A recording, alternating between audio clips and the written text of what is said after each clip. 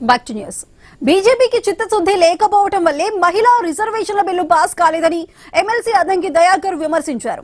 రాజకీయ దురుద్దేశంతో మహిళా బిల్లుతో పాటు డీలిమిటేషన్ బిల్లులను కేంద్రం లోక్సభలో ప్రవేశపెట్టిందని మండిపడ్డారు. ఇప్పుడు ప్రతిపక్షాలపై నెపం నెడుతోందన్నారు.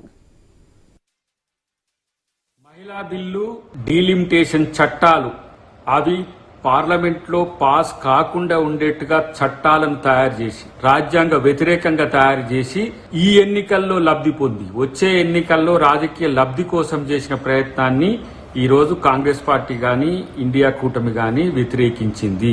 మహిళా బిల్లు శాస్త్రీయంగా ఉండాలంటే 2027 జనాభా లెక్కల ప్రకారం ఉన్న పద్ధతిలో శాస్త్రీయంగా చేయమంటే దానికి లెక్కలేదు. డీలిమిటేషన్ కూడా ఈ రోజు దక్షిణాదికి ఉత్తరాదికి ప్యారిటీస్ పెరుగుతున్నాయంటే దానికి లెక్కలేదు.